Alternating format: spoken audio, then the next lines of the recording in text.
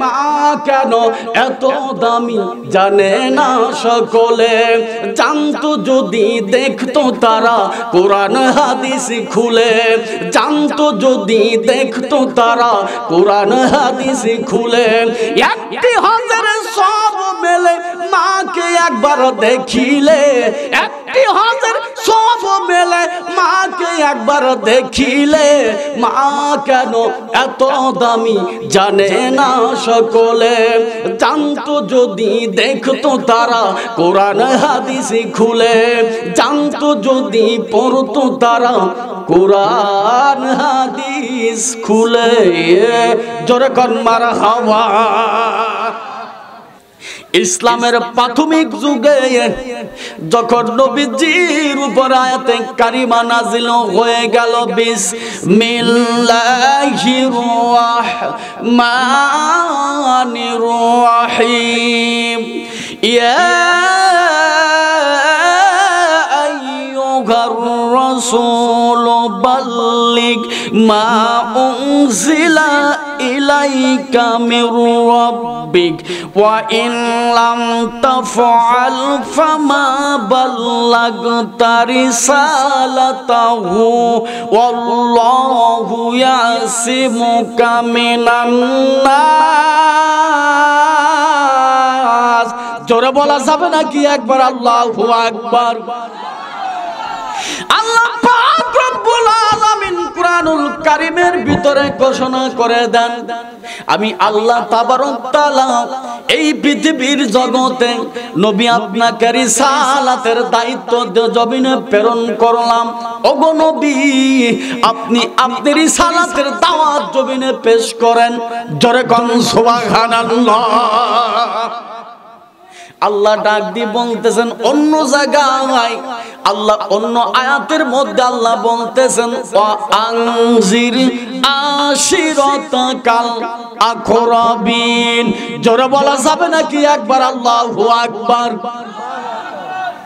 আল্লাহ পাক রব্বুল আলামিন বলতেছেন নবী গো, আপনাকে রিসালাতের দাওয়াত দেওয়া হলো, রিসালাতের দায়িত্ব দিয়ে জমিনে প্রেরণ করা হয়েছে।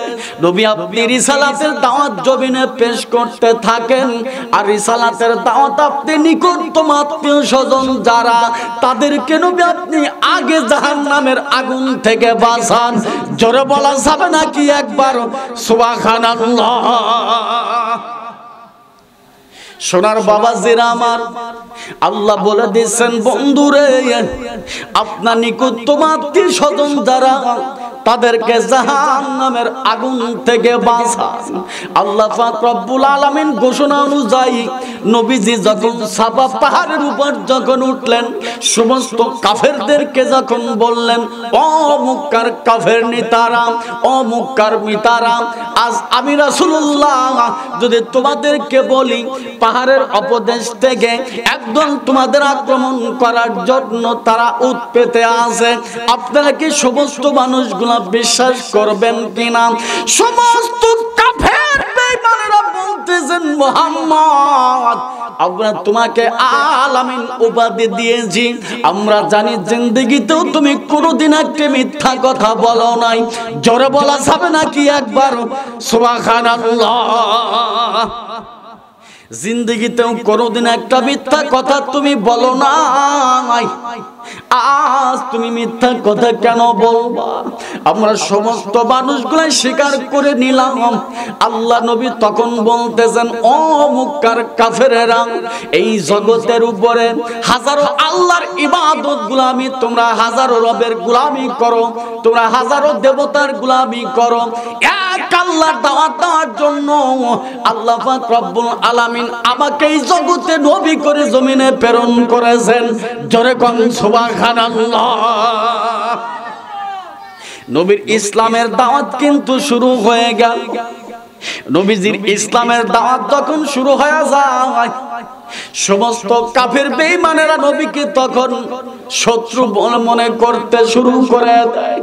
নবী যতদিন নবুয়তের দায়িত্ব পালন করেন নাই, নবুয়তের দাওয়াত যতদিন নবী মক্কার মাটিতে দেন নাই, ততদিন পর্যন্ত কিন্তু নবী আলামিন ছিলেন। যখন থেকে নবীজি আল্লাহর হুকুম মতো যখন তিনি এই পৃথিবীর জগতে যখন কোরআনের দাওয়াত দেওয়া শুরু করে দেন, তখন চতুর্দিক থেকে নবীকে তারা আর জমিনে মানতে চায় না। জোরে কোন কথা ঠিক কিনা? রাসূলুল্লাহ যতদিন নবুয়তের দায়িত্ব রিসালাতের দাওয়াত দেন নাই, ততদিন পর্যন্ত কাফেররা আলামিন বলেছেন, বিশ্বাস করেছেন। যখন থেকে কলেমার দাওয়াত দিলেন, রাসূলের তখন শত্রু তৈরি হয়ে গেল। জোরে কোন কথা ঠিক কিনা? আজ যারা ইসলামের পথে কথা বলে, ইসলামের পক্ষে যারা কথা বলে, হক কথা বলতে গেলে হক কথা সর্ব অবস্থায় তিতাই লাগে। কথা ঠিক কিনা? হক কথা যারা দিনের দাওয়াত দেয়, ওদের বিপক্ষে কিন্তু শত্রু পয়দা হয়ে যায়। কথা ঠিক না বেঠিক? সোনার বাবাজেরা আমার, আজ যুব সমাজের উদ্যোগে মাহফিল। আমি যুবকদের সম্পর্কে দুটি কিছু কথা বলে যাব। যেই যুব সমাজ শুধু মাহফিল করলেই হবে না, যুবকদের চরিত্রটাকেও সংশোধন করতে হবে। জোরে কোন কথা ঠিক কিনা? বর্তমান সময় যে পরিস্থিতি হয়েছে, প্রত্যেকটা ছোট ছোট ছেলে মেয়েদের 5-6 লেখাপড়া করে, প্রত্যেকের হাতে এরকম অ্যান্ড্রয়েড ফোন আছে কিনা? আছে কিনা? এই বাংলার যুব সমাজকে ধ্বংস করলে মোবাইলটা। কথা ঠিক কিনা? বিগত ব্রিটিশ সরকার, যেই সরকার শিক্ষার নামে যে একটি যন্ত্র ধরায় দিয়ে গেছেন, সেই যন্ত্রটা এই পৃথিবীর জগতে আজ যুব সমাজকে ধ্বংসের দিকে টেনে নিয়ে যাচ্ছে। কথা ঠিক কিনা? সোনার বাবাজিরা আমার, আমি যুবকদের উদ্যোগে 2-4টি কথা বলে যাব। নবীজি যখন কলেমার দাওয়াত যখন শুরু করলেন, আস্তে আস্তে করে যখন মুসলমান তৈরি হতে লাগলেন, অর্ধজাহানের প্রেসিডেন্ট হযরতে উমারের নাম শুনছেন কি শোনেন নাই? অর্ধ পৃথিবী করিত শাসন, ধুলার তক্তে বসি, খেজুরের পাতার প্রাসাদ তাহার বারবার যেত খুশি। আমিরুল মুমিনিন খলিফাতুল মুসলিমিন হযরতে উমার যখন অর্ধজাহানের প্রেসিডেন্ট, হযরতে উমার একদিকে অর্ধজাহানের প্রেসিডেন্ট, অপর দিকে মসজিদে নববীর ইমাম। জোরে বলা যাবে নাকি একবার সুবহানাল্লাহ? সোনার বাবাজিরা আমার, এই অর্ধজাহানের প্রেসিডেন্ট উমার যখন তিনি মদিনার মসজিদে ইমামতি করেন, ওই মসজিদে নববী ইমাম মুহাম্মদ ওমর ফারুকের পিছনে একটি যুবক তিনি পাঞ্জিগানা নামাজ জবিন আদায় করেন। ওই যুবকটি রাত দিন 5 ওয়াক্ত নামাজ ওমরের পিছনে তিনি মসজিদে নববীতে আদায় করেন। জোরে বলা যাবে নাকি একবার সুবহানাল্লাহ? সোনার যুবকের দলেরা, যুবকদের চরিত্রটা কেমন হতে হবে? যুবকদের যদি ঈমান নিয়ে যদি কবরে চলে যাও, ঈমান নিয়ে কবরে যদি চলে যাও, ওই কবরটা কিন্তু বাজান জান্নাতের বাগানও হবে। ঈমান নিয়ে যদি কবরে না যাও, তাহলে কবরটা কিন্তু বড় বিষাক্ত জায়গা হয়ে যাবে। ও মুসলমান, অর্ধজাহানের প্রেসিডেন্ট হযরতে উমার মসজিদে নববীতে যখন ইমামতির মুসল্লায় পিছনে একজন যুবক, ও যুবক তোমার মধ্যে একটি যুবক পাঞ্জিগানা নামাজ আদায় করেন।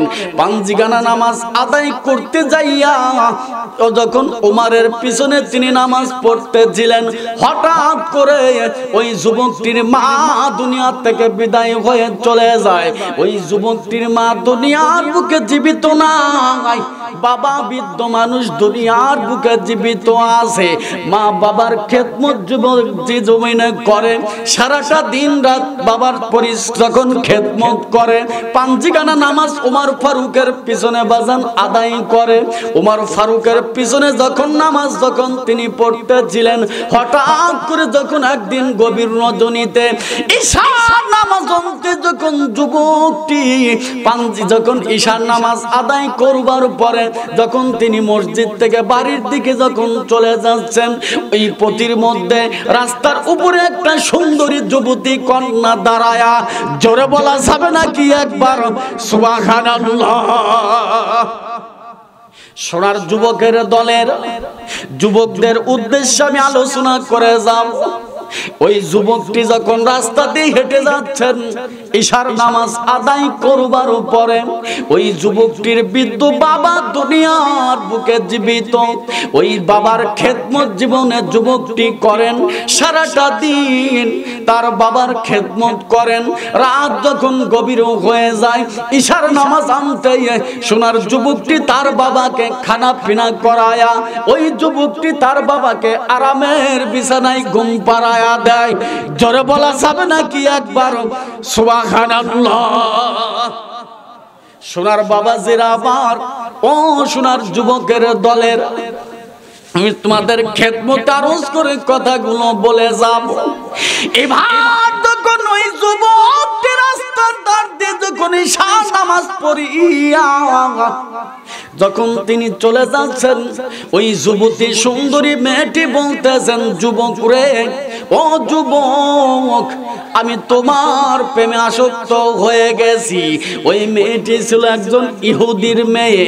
ওই মেয়েটি বলতেছেন, যুবক রে, আমি তোমার জন্য এই রাস্তার ধারে বাজান দাঁড়ায়া থাকি, কি জন্য? আমার দিকে তুমি নজর করে একটু তাকায়া দেখো না। আমি যুবতী কন্যা, এত সুন্দর আমার চেহারা, আমি তোমার জন্য প্রেম নিবেদন করে দাঁড়া রয়ে গেছি। একটা বার যদি তুমি আমার দিকে নজর করে তাকাও, আমি এই সুন্দর দেহটা তোমার জন্য বিলায়া দেব। জোরে বলা যাবে নাকি একবার নাউজুবিল্লাহ। সোনার যুবকের চরিত্র হরণ করার জন্য এই যুবতী ইহুদি মেয়ে তখন বলতেছেন যে, আমার দিকে যদি একটা বার যদি নজর করে তাকাও, আমি আমার এই দেহটা তোমার জন্য বিনা টাকায় বিলায়া দেব। যুবকটি যখন এই যুবকটিকে যখন এই কথা বাজান বললেন, ওই যুবকটি তখন রাস্তা দিয়ে হেঁটে যখন বাড়ির দিকে চলে যায়, ইন্না শাইতানা লিল ইনসানি আদুব্বুম মুবিন, নিশ্চয় কিন্তু শয়তান মানুষের প্রকাশ্য দুশমন। কথা ঠিক কি না? এই শয়তান মিন শাররিল ওয়াসওয়াসিল খান্নাস, ভিতরের খন্নাস ডাক দিয়ে বলতেছেন, যুবক রে, ও যুবক, এই যুবতী কন্যাটি বিনা টাকায় তোমার সঙ্গে দেহটা তার বিলায়া দিবে। ও যুবক, তুমি কি তার ডাকে সাড়া দিতে পারো না? ভিতরের খন্নাস তখন ডাক দিলেন, সাড়া দিলেন। যুবকটি তখন ওই মহিলা ডাকে সাড়া দিয়ে বাড়ির দিকে চলে গেলেন। বাড়িতে ঘরের দিকে যাবার পরে ঘরের দরজা বন্ধ করে দেন, জানালাগুলো বন্ধ করে দেওয়া হয়। যুবতী কন্যাটি বলতেছেন, যুবক রে, এই সুন্দর আরামের বিছানাটার উপরে এসে আমরা শুয়ে পড়ি। হঠাৎ করে যুবকটি আল্লাহর কোরআনের দিকে নজর করে তখন মনে পড়ে যায় আল্লাহর কোরআনের একটি আয়াতের কথা। যখন যুবকটির মনে পড়ে যায়, ওই যুবতী কন্যার দিকে যখন তিনি আগায় যাচ্ছেন, আল্লাহর কোরআন বলতেছেন, যুবক রে, ও যুবক, তুমি ওমর ফারুকের পিছনে পাঞ্জিগানা নামাজ পড়ো। ইন্না সলাতা তানহা আনিল ফাহশাই ওয়াল মুনকার, নিশ্চয় নিশ্চয় নামাজ মানুষকে ওই শয়তানি সমস্ত কুমন্ত্রণা থেকে হেফাজত করে। ও যুবক, তুমি নামাজ আদায় করো ওমরের পিছনে, আবার তুমি শয়তানের প্রলোভনে পড়ে যুবকটির দিকে আগায় যাচ্ছ। এবার যুবকটির তখন আল্লাহর কোরআনের একটা আয়াতের কথা জীবনে মনে পড়ে যায়, ইন্নাল্লাযীনা তাকু ইযা মাসসাহুম তাইফুম মিনাশ মিনাশ শাইতানি তাযাক্কারু ফাইযা হুম মুবসিরুন। জোরে বলা যাবে নাকি একবার আল্লাহু আকবার? যুবকটি যখন ওই মেয়ের দিকে আগায়া যাচ্ছেন, আগায়া যাবার সঙ্গে সঙ্গে আল্লাহর এই কোরআনের সূরাতুল আরাফের এই 201 নম্বর আয়াতের কথা যুবকটির মনে পড়ে যায়। জোরে কর সুবহানাল্লাহ। সোনার যুবকের দলেরা এবার ওই যুবকটি যখন যুবতীর দিকে যখন আগায়া যাচ্ছেন, আল্লাহর কোরআনের এই আয়াতটা তার জীবনে মরে পড়ে যায়। এবার ওই যুবকটি এই আয়াতে কারিমা যখন তিলাওয়াত জমিনে করলেন, আয়াতটি তিলাওয়াত করার সঙ্গে সঙ্গে ওই যুবকটি ওই যুবতীর ঘরের মধ্যে তিনি মেঝেতে অজ্ঞান হয়ে বাজান পড়ে যায়। জোরে বলা যাবে নাকি একবার সুবহানাল্লাহ? সোনার বাবাজিরা আমার, আল্লাহ কুরআনুল কারীমের ভিতরে ঘোষণা করে দেন, ইয়া আইয়ুহাল্লাযীনা আমানু তাকুল্লাহ। ও ঈমানদারেরা, বিশ্বাসীরা, তোমরা আল্লাহকে ভয় জমিনে করো, আল্লাহকে তোমরা ভয় করার মতো জমিনে ভয় করো। হাক্কা তুকাতিহি ওয়ালা তামুতুন্না ইল্লা ওয়া আনতুম মুসলিমুন। জোরে কোন আল্লাহু আকবার। আল্লাহর কোরআন বলে দিচ্ছেন, যুবক রে, ঈমান নিয়ে যদি কবরে যেতে পারো, যতক্ষণ পর্যন্ত পরিপূর্ণ মুসলমান যুবক তুমি না হবে, ততক্ষণ পর্যন্ত যুবক তুমি অন্ধকার কবরের জগতে এসো। যুবকটি যখন আল্লাহর কোরআনের এই সূরাতুল আরাফের আয়াতটি জীবনে মনে পড়ে যায়, ওই যুবকটি তখন ওই যুবতী কন্যার ঘরের ভিতর অজ্ঞান হয়ে পড়ে গেলেন। এবার যখন তাফসীর ইবনে কাসিরের ভিতরে ইবনে কাসির রাহমাতুল্লাহি আলাইহি ঘটনাটি তুলে ধরেছেন, ইবনে কাসির বলতেছেন, যুবতী মেয়েটি তখন কি করলেন, ওই যুবকটিকে তখন ওই অজ্ঞান অবস্থায় ঘরের ভিতর থেকে তিনি বাহিরের রাস্তার উপর ফেলে দিলেন। যুবতী মেয়েটি চিন্তা করতেছেন আর বলতেছেন, যদি এই যুবকটি আমার ঘরের ভিতরে যদি মারা যায়, সকালবেলা জানাজানি হয়ে যাবে, আমি যুবতী কন্যা এই যুবকটির সাথে ব্যভিচারী করতে চেয়েছিলাম, যার কারণে যুবকটি আমার ঘরের মধ্যে মারা গেছেন, আমার জীবনে বদনাম হয়ে যাবে। এই চিন্তা করিয়া যুবতী কন্যাটি বলতেছেন, এই যুবককে আমার ঘরের ভিতরে রাখা যাবে না। যুবতী মেয়েটি যখন চিন্তা করিয়া তার বান্ধবীকে সঙ্গে করে নিয়ে এই সোনার যুবককে রাস্তার উপরে ফেলে দিলেন। জোরে বলা যাবে নাকি একবার সুবহানাল্লাহ? সোনার যুবকের দলেরা, আমি আপনাদের খেদমতে কথাগুলো আস্তে আস্তে বলে যাব। এই যুবকটি যখন এই রাস্তার উপরে পড়ে রয়ে গেছেন, ওই দিন ঈশার নামাজ পড়তে যুবকটির বাবা বাড়ির মধ্যে রয়ে গেছেন। যুবকটির বাবা চিন্তা করতেছেন আর মনে মনে বলতেছেন, আল্লাহ, আমার সন্তান তো কোনোদিন এত রাত করে বাড়ি ফেরে না, আমার সোনার যুবক বেটার দুনিয়ার বুকে কি হয়ে গেল? বৃদ্ধ বাবা দু চোখের পানি ছেড়ে যখন বাড়ির মধ্যে কাঁদতেছেন, হঠাৎ করে যখন সকাল হয়ে গেল, সারাটা রাত যুবকটি ঘরে ফেরে নাই।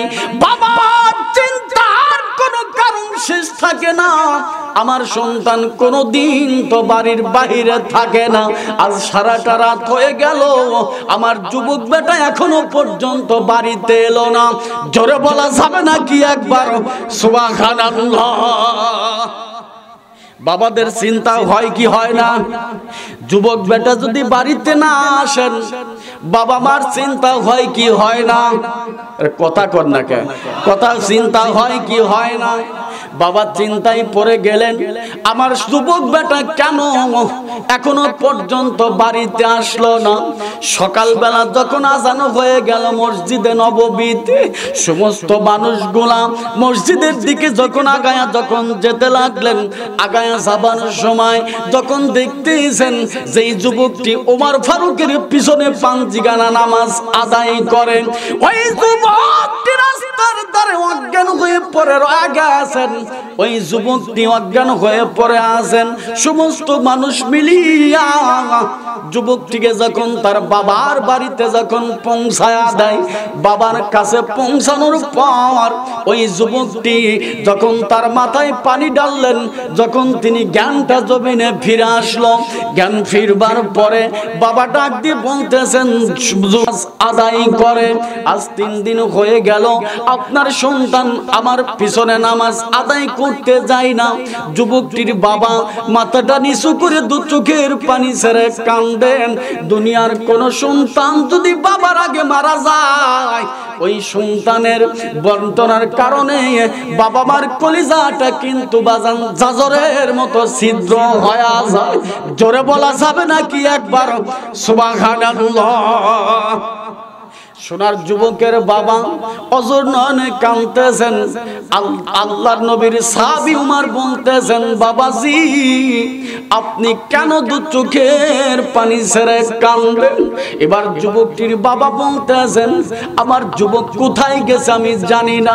একটু প্রথম বিষয়টা যখন গোপন করতেছেন, কিন্তু বাবার মন দু চোখের পানি ছেড়ে বাজান যুবকটির বাবা যখন কাঁদেন, উমর ফারুক নজর করে দেখতেছেন, না না এই যুবকটার কোনো কিছু জীবনে হয়েছে, না হলে তো বাবা এরকম করে কাঁদবে না। এবার উমর ফারুক যখন তার ঘরের দিকে যখন নজর করেছেন, নজর করে দেখলেন ওই ঘরের মধ্যে মাটি খনন করে দেখা যায়, ওই ঘরের মধ্যে একটু মাটি আগলা খনন করা দেখা যায়। ওমর ফারুক বলতেছেন, ও বাবাজি এই ঘরের ভিতরে কি যেন দেখা যায়। উমর ফারুকের কথা মতন ওই বাবা বৃদ্ধ মানুষ বলতেছেন, আমিরুল মুমিনিন আমি আপনার কাছে আর কোনো কিছুই লুকাবো না, আমি আপনার কাছে আর কোনো কিছুই আমি জীবনে লুকাবো না। আমার সন্তানটি এই কারণে তিনি মারা যায়, আমি তাকে ওখানে কবরস্থ করেছি, আমার সন্তানকে ঘরের ভিতরে আমি তাকে দাফন করে দিয়েছি। উমর ফারুক বলতেছেন, বাবাজি আমাকে একটু কবরের পাশে নিয়ে দাঁড় করায়া দাও। উমর ফারুক যখন যুবকটির কবরের পাশে যখন বাজান দাঁড়াইলেন, কবরের পাশে দাঁড়ায়া আমিরুল মুমিনিন সালাম দিয়েছেন, আসসালামু আলাইকা ইয়া আহলাল কুবুর। জোরে বলা যাবে নাকি একবার সুবহানাল্লাহ? আমিরুল মুমিনিন খলিফাতুল মুসলিমিন হযরত ওমর যখন সালাম দিলেন, সালামের জবাব কবরের ভিতর থেকে আসলো। এবার যুবকটিকে ওমর ফারুক জিজ্ঞাসা করতেছেন, যুবক রে তুমি কবরের ভিতরে তুমি রয়া গেছো, আল্লাহ তোমার সাথে কেমন আচরণ জমিনে করেছে? ওই যুবকটি বলতেছেন, ইয়া আমিরুল মুমিনিন খলিফাতুল মুসলিমিন হযরত ওমর, আমি আল্লাহ পাক রব্বুল আলামিন আমি যখন কবরের জগতে যখন আসলাম, আল্লাহ পাক রব্বুল আলামিন আমার প্রতি এত খুশি হয়েছেন, আমার প্রতি এত খুশি হয়েছেন। ঈমান নিয়ে কবরে আসবার কারণে আল্লাহ পাক রব্বুল আলামিন আমাকে এই কবরের জগতে দুটি জান্নাতের বাগান আল্লাহ দান করেছেন। জোরে বলা যাবে নাকি একবার সুবহানাল্লাহ? আল্লাহর কোরআন বলতেছেন, ওয়ালিমান খাফা মাকামা রাব্বিহি জান্নাতান। জোরে বলা যাবে নাকি একবার আল্লাহু আকবার? যুবকটি আল্লাহর কোরআন সাক্ষী দিচ্ছেন, ওয়ালিমান খাফা মাকাম রাব্বিহি জান্নাতান। ওমর ফারুক যে যুবকটিকে বললেন কবরের ভিতর থেকে, ওই যুবকটি ওমর ফারুককে বলতেছেন, ইয়া আমিরুল মুমিনিন আল্লাহ পাক রব্বুল আলামিন এই কবরের জগতে আমার প্রতি সন্তুষ্ট হয়ে আমাকে দুটি জান্নাতের বাগান দান করেছেন। জোরে কোন সুবহানাল্লাহ। এই রকম ঈমান নিয়ে যদি কবরে যাওয়া যায়, ওই কবরটা প্রত্যেকটা যুবকের জন্য জান্নাত, কথা ঠিক কিনা?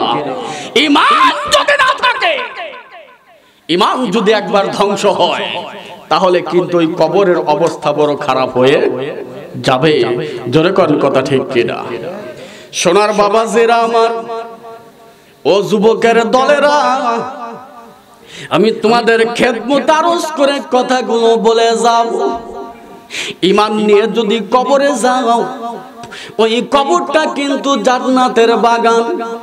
যুবক, জান্নাতের বাগান তুমি সাজাইলা, যদি পাঞ্জিগারা নামাজি যুবক তুমি না হও, তাহলে এই মাহফিল করার কোনো রেজাল্ট ভালো কথা ঠিক কিনা? 5 ওয়াক্ত নামাজ যুবক জমিন আদায় করতে হবে। আমি ছোট্ট একটি দৃষ্টান্ত দিয়ে যাব। ও সোনার যুবকের দলেরা, শুধু এই জগতে জান্নাতের বাগান শুধু সাজাইলে হবে না, জান্নাতের বাগানের পাশাপাশি এই জগতের উপরে জিহাদ ফিসাবিলিল্লাহ, আল্লাহর রাস্তায় কিন্তু জিহাদ করতে হবে। আল্লাহর রাস্তায় জিহাদ ফিসাবিলিল্লাহ কিন্তু ফরজ, আল্লাহর রাস্তায় জিহাদ করতে হবে। আমি ছোট্ট একটি দৃষ্টান্ত দিয়ে যাব হযরতে আব্দুল্লাহ জুলবাজাদাইনের জীবনী থেকে। জোরে বলুন সুবহানাল্লাহ। আল্লাহুম্মা